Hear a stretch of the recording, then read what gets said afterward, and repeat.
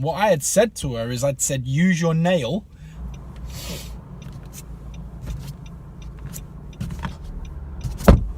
There we go. That's a proper intro.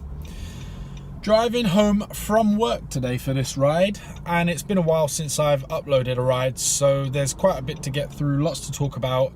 I'm going to take the route which looks like there could be a bit of traffic, just enough for me to get my point across, but not too much to make the ride boring. So anyway, let's hit the road. You'll notice I'm wearing one of City's new tops for the new season. Got given this a while back, but I've only broken it out this week. I wanted to kind of delay it because everyone was wearing them around the office when they got handed out. So now that the hype has died down a little bit, I like it. It's nice. Fits really well. One thing I don't like about it is these stripes here. They're sticky. Sticky in a kind of rubber fabric sort of way. Sticky in a rubber fabric sort of way. Kinky. But yeah, it's been a while since I've uploaded a ride. So what's to catch up on? Well, after our camping trip down to Hastings, we went away again down to the south coast. I believe I told you about that, and you can see the vlog for that video if you click above now. It's a 16-minute video and it covers all of the days. Well, it covers some of the days of the holiday whilst we were away. It was a good holiday, to be fair. Actually a very refreshing time away. And it's weird to say what I'm about to say because you'll think, well, how does that make sense? But whilst I was away on this holiday, oh my God, well, there's been a crash. Oh, a guy on a trike. Ooh, looks like a taxi has hit a guy on a tricycle. His tricycle was on its side, upended. Hope he's all right. But yeah, it's probably the first holiday I've had in a long while where I absolutely forgot about work and had time to myself to relax and get refreshed. And the weird thing is I knew that while it was happening, so I still had work somewhere in the back of my mind, but only as a comparative thought to the relaxation I felt. I did have a bit of work to do on the first couple of nights, which was the edit for the new third kit launch video that we did when we surprised some junior citizens. Mahrez and Fernandinho popped into the changing room to see them. You can see that video if you click the link above as well. It's a really nice piece, really proud of it. But once that was done and sent back to work, I was free and I felt that way. So yeah, check out the video, let me know what you think.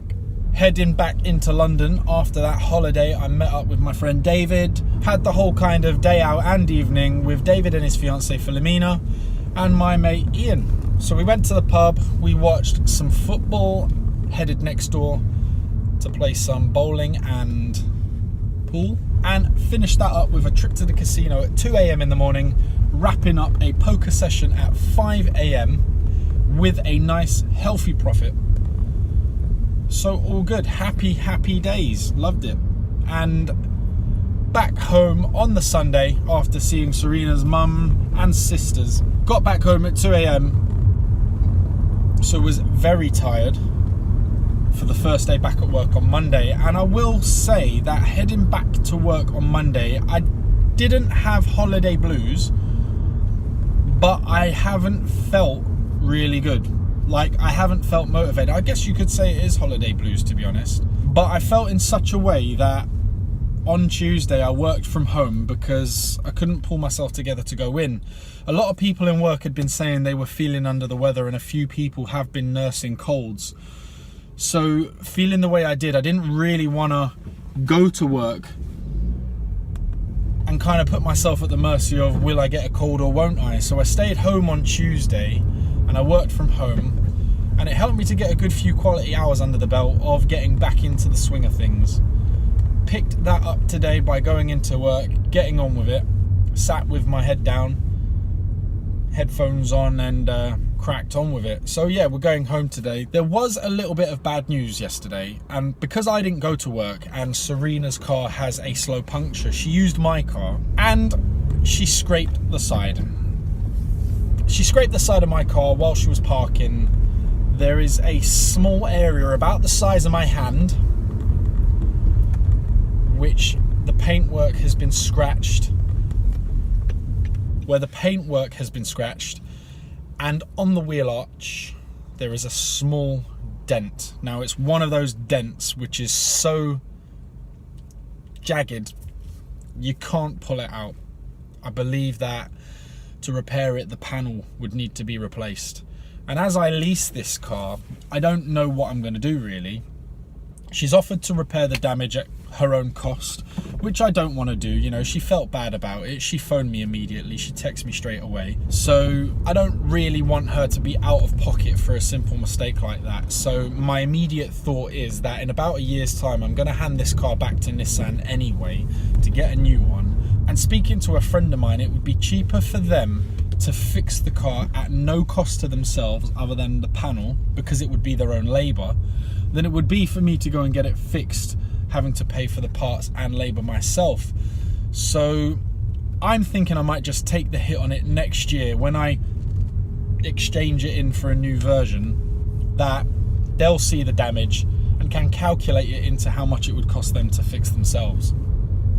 It's got to be cheaper. You know, these things happen.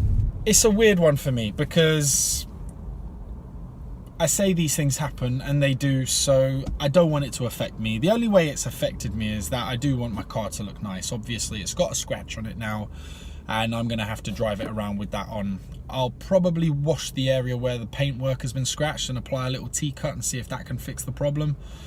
But the dent, that's going to stay. I'll probably cover that with a T-cut pen, just so that no kind of weathering and water can get into that to make the paintwork worse. But, you know, that's about as far as my disappointment goes. It's a little scratch and that's that. But, you know, these things happen, and there are more important things in the world than the bodywork on your car. So, you know, it's happened. She said she won't drive my car again. But, you know, that's not the point. She can drive my car, and I want her to drive my car again. I've insured her to be able to drive on it. And avoiding it is not the answer. It does bring up a funny story though about the first time Serena helped me to wash a car of mine, because she actually texted me saying, I keep ruining your cars, so I'm not going to drive it anymore. And when she says ruining your cars, when I bought a van a few years ago, probably 10 years ago, I bought a brand new van. It was a silver van that I was going to use to lug my equipment around and do my freelance camera work in, my music videos and things like that. So, and it just so happens that we were on holiday down in the same place we've just come back from, where I put my car in the drive and thought, you know, I'd give it a wash. So I handed her a sponge and I said to her, there's loads of little bits of sticky residue on the bodywork. Could you just go around and clean those bits off, and I'll do the wheel detail and things like that. So I handed her the sponge, she went off, and about half an hour later I came round and the car had kind of dried off where we'd put the water on to rinse off all the soap, and I started seeing all of these little circular scratch marks everywhere. The whole thing, it was a panel van, so all of the panels literally had these scratches on it. And I said to her, I said, you know, Jesus Christ, I've never seen these before. What's the deal? And it clicked what had happened. She had gone around with, you know, like a sponge that you wash dishes with. It's got a large square soft side, and it's got a really thin green abrasive side. What she had done is she had gone around using the abrasive side to scratch off all of the dirt.